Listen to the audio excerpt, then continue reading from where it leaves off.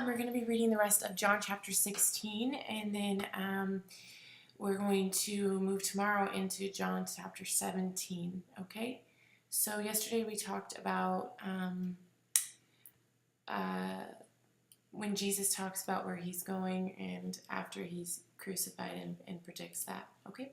So the disciples' grief will turn to joy. Jesus went on to say, this is John chapter 16, verse 16, it says, Jesus went on to say, in a little while you will see me no more, and then after a little while you will see me.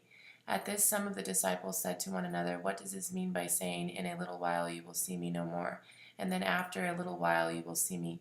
And because I am going to the Father, they kept asking, what does he mean by a little while?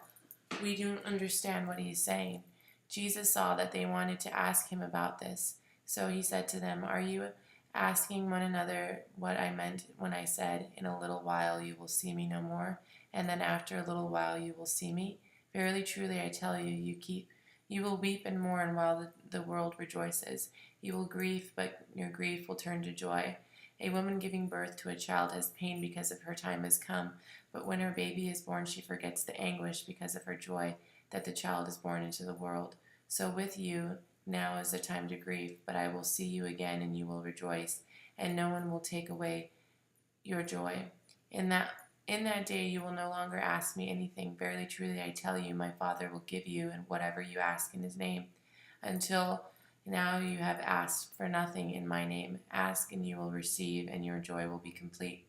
Though I have been speaking figuratively, at the time is coming when I will no longer use this kind of language, but I will tell you plainly about my Father.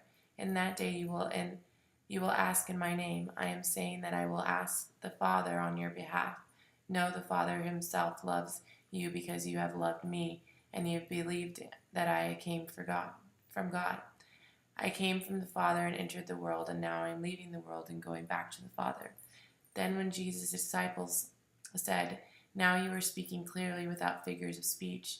Now we see that you are all things and that you don't even need to ask anyone. You don't even have anyone ask. You don't need to have anyone ask you a question. This makes us believe that you came from God. Do you now believe? Jesus replied, a time is coming, in fact, that has come when you will be scattered each in your home, and you will leave me all alone. Yet I am not alone, for my Father is with me. I have told you these things so that you may have peace in the world, and in this world you will have trouble, but take heart, I have overcome the world. So that's pretty comforting. It is true, in this world we do have problems. Tomorrow we will read the rest of John chapter 17. Thank you so much for tuning in, and we'll see you tomorrow.